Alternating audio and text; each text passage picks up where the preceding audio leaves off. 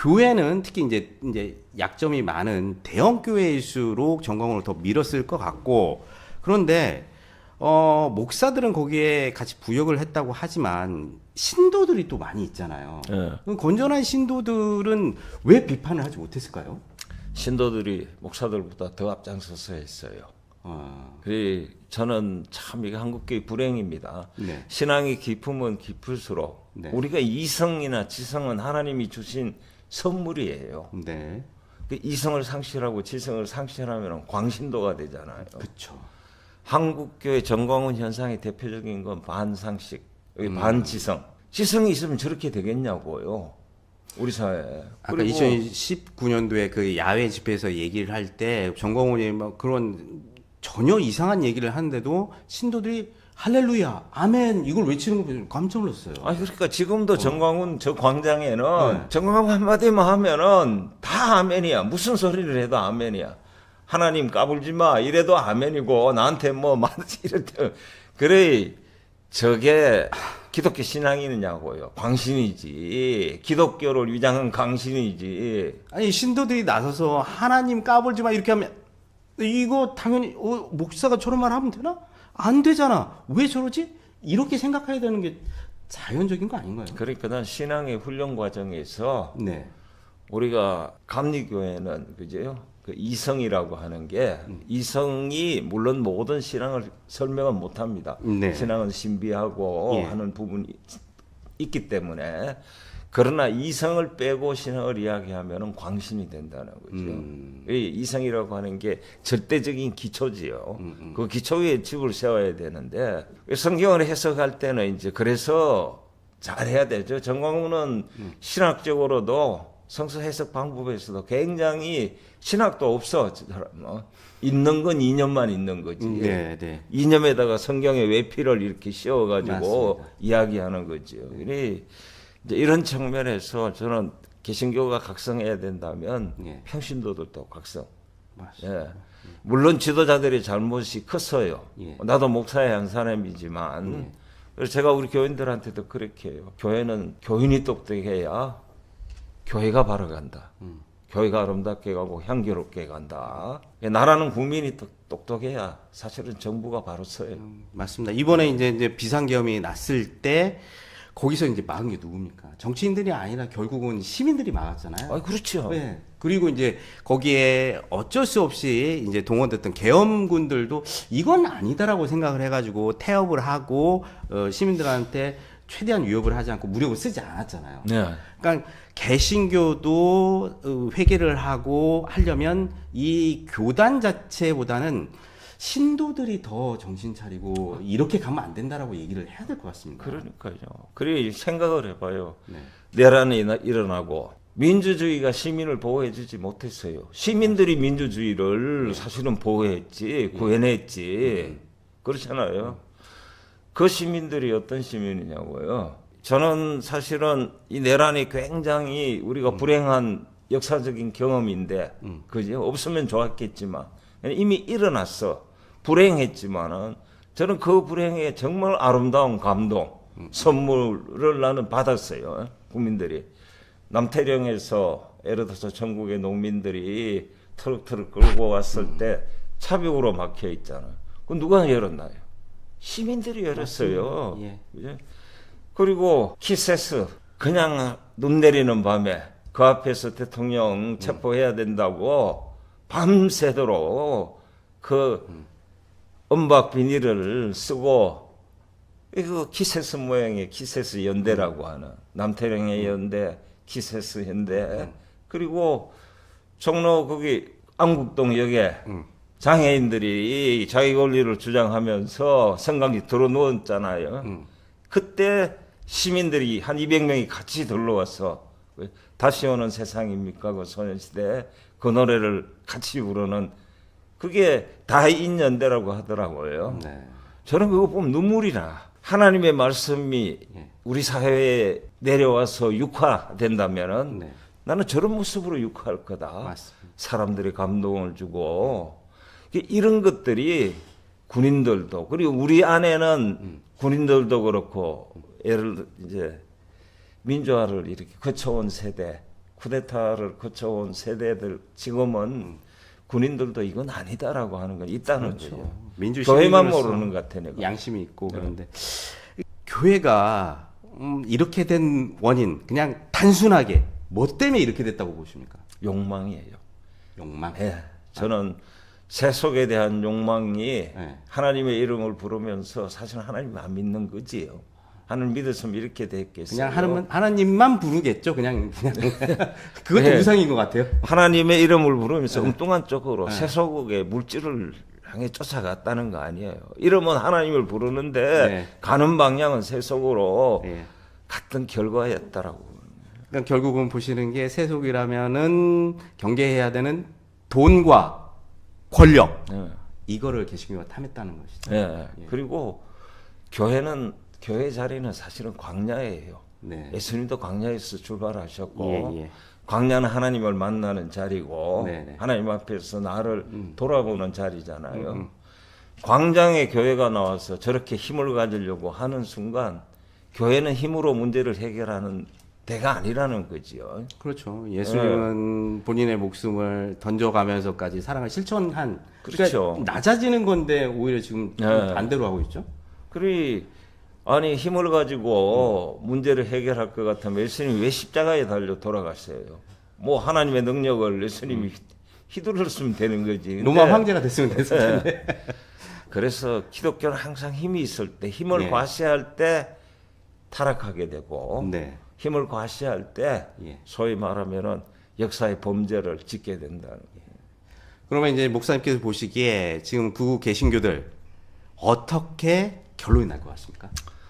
저는 지금 이 내란 국면에서 그죠? 그 시민들의 내가 아까 하나님의 말씀이 우리 사회에 내려와서 육화되면은 저런 모습이다라고 하는 걸 통찰하지 못하고 예. 그거 보수가 이제 하나가 있다가 요번 내란에 두 개가 됐어요. 광화문에 있는 정광훈, 여의도에 있는 손원보. 이게 뭐냐고 이게. 네. 나는 이렇게 가면은 개신교는 반드시 엎어진다. 자멸할 수밖에 없다. 아. 누가 우리 상식이 안 맞는 거를 네네. 누가 쳐다보겠어요. 시대 정신이나 우리 사회 보편적 가치나 집단 지성이 허용을 안 하는데 예. 그리 정말 걱정스러워요. 또 한편은 저렇게라도 엎어져야 새로 뭔가 하나님께서 새로운 은총을 하러 가실까 이런 생각까지 합니다. 제가 봤을 때는 하나님께서 회초를 드실 것 같아요. 네. 그래서 정말 지금 잘못된 이제 개신교가 회개를 할 때까지 하나님께서 이제 회초를 치실 것 같고 회개를 해야 다시 또 이제 보듬어 줄 것 같은 그런 생각이 듭니다. 그거는 이제 정말 기독교가 오해됐던 뼈를 깎는 이 과정을 거치면서 네. 정말 뼈를 꺾는 하나님 앞에서 회개가 참회가 있어야 된다고 보여요. 시대 정신을 저버린 종교인은 절대 이제 사회 상식과 어긋날 수밖에 없다라는 그런 말들이 있잖아요. 예. 그러니까 지금의 시대 정신 뭐 민주 그리고 뭐 양극화로 인해서 그 어려운 사람들을 돌봐주고 하는 그런 것들이 없이 자기들이 돈과 권력으로서 지켰던 그 보수라고 하기도 뭐해요. 예, 함께 가는 것도 아니고. 네. 이제 결국은 개신교가 다시 거듭나려면 영성을 회복해야 되는. 네. 어떻게 하면 회복할 수 있을까요? 뭐 제가 이제 영성을 전공한 사람이니까 샌드라 슈나이데스라고 하는 분이 이런 말을 합니다. 네. 그러니까 돈으로 얻으려고 하는 거, 네. 중독, 네. 그리고 폭력, 네. 권력으로 행사하는 거, 이건 영성하고 무관한 거다. 그죠? 그리 한국 개신교회의 제일 큰 문제는 모든 문제를 돈으로 네. 세속의 방법으로 해결하려고 아. 하고 있다는 거예요. 예. 심지어는 교회의 지도자가 되는데도 네. 돈을 써서 되고 있다는 거지. 그래 이런 면에서 영성이라고 하는 게 파탄 상태다. 그럼 돌아와야지요. 어떻게 돌아와야 될 거냐? 저는 지금 개신교회는 길을 잃어버렸다고. 영성적으로. 네, 예. 뭐 정치적으로 자기 목소리는 절에 높이지만 영성적으로는 길을 잃어버렸다고 봅니다. 그러려면은 우리 역사 가운데에서 말씀하시는 하나님의 목소리를 들어야 돼요. 네. 말씀이 우리 사회에 육화되면은 나는 저런 모습으로 사실은 남태령의 연대, 키세스 연대, 그 다인 장애인들을 연대 이건 저는 기독교의 가치라고 보거든요. 그런데 그런 건 다 버리고 예. 그냥 광장에 나가가지고 역사를 거슬러가는 목소리를 높이고 예. 시민들이 가지고 있는 우리 사회 보편적인 가치를 그냥 거슬러가고 집단지성이라고 하는 것들을 무시하면서 저렇게 독단적으로 가는 저 종교는 더 이상 사람들의 마음에 감동도 못 줘. 시대 정신을 역행하는 지금 종교 딱 하나요. 개신교. 예. 그러니까. 지금 가톨릭, 뭐 불교 이런 쪽은 다 한 마음인데 그 역행하고 있는 건 개신교 하나. 그래 이제 제가 저거 사실은 요즘 개신교를 보면서 한강 작가가 예. 했던 말이 있어요. 과거가 현대를 도울 수 있을까? 지금 다 개신교에게 그 이야기예요. 죽은 자가 산 자를 구할 수 있는가? 이 과거에 우리가 그렇게 왔는데 그 과거가 우리를 구원시키려면은 어떻게 해야 되느냐는 거지.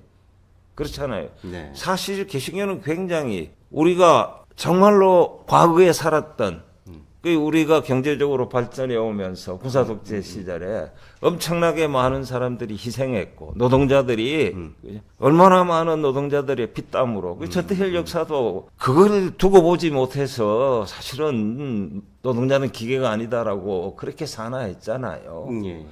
그 과정 속에 우리가 진 빚, 부채 네.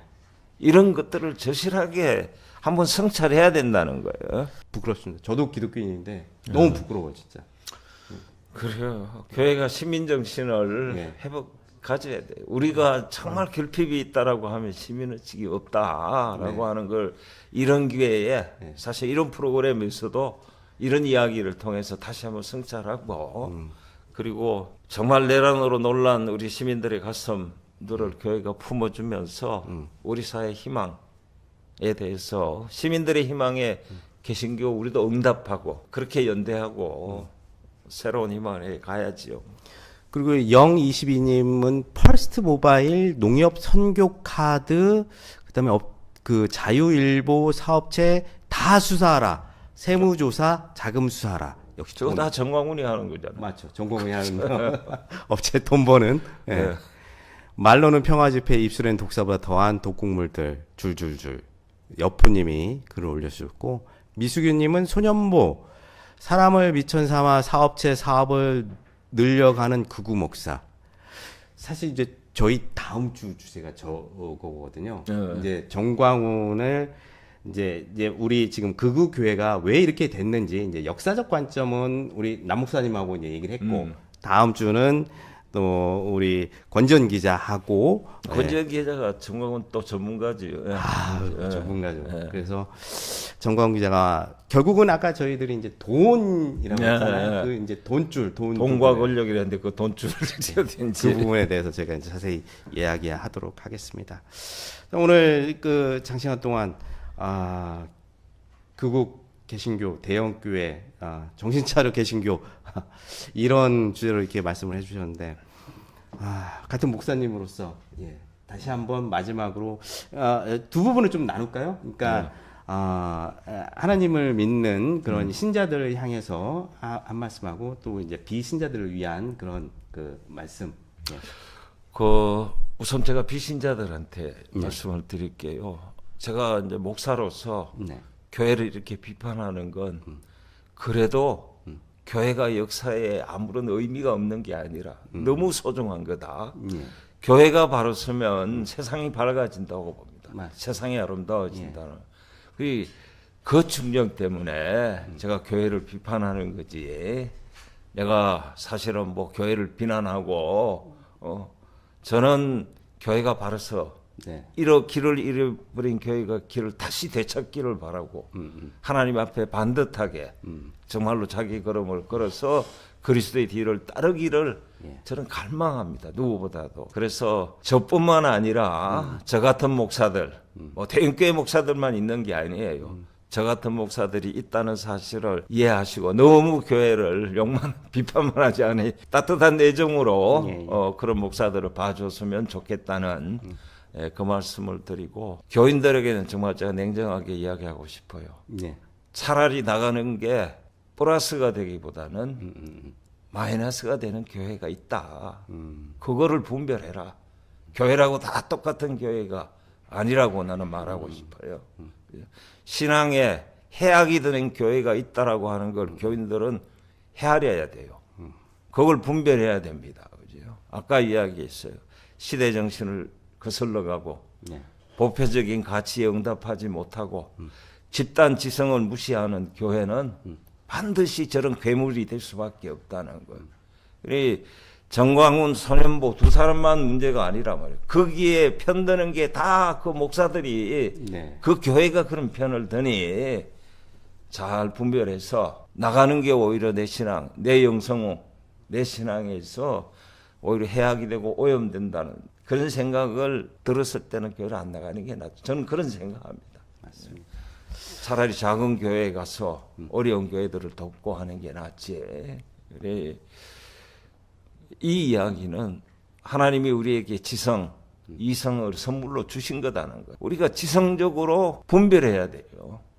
저 메시지가 정말 하나님이 우리에게 주는 건지 아니면 저 목사가 정광훈이처럼 돈과 권력을 추구하기 위해서 예를 들어서 하나님의 이름을 파는 건지 분명하게 이거 교인들이 분별하지 못하면 스스로 사실은 이 교인들이 자기 어떻게 됐던 어려움을 죄악을 자초하게 되는 거지요. 제가 꼭 그 말씀은 드리고 싶습니다. 네. 신자와 비신자 이렇게 나눠서 좋은 말씀 주셨습니다. 감사합니다. 우리가 지금 탄핵 국면을 이제 거의 막바지 가고 있습니다. 이제 헌재에서 이제 판결이 얼마 남지 않은 걸로 지금 알고 있는데요.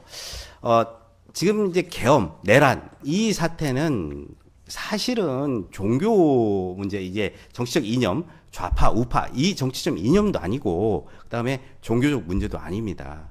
상식과 몰상식 그리고 헌법 수호와 헌법 파괴 그냥 단순한 그냥 일입니다. 이런 걸 교회의 극우 목사들이 이게 덮어서 또 종교적으로 또 이념적으로 아무리 프레임을 걸려고 해도 조금만 생각해 보면은 이게 헌법 수호와 헌법 파괴의 전쟁이라는 거 금방 아실 수 있을 것 같습니다.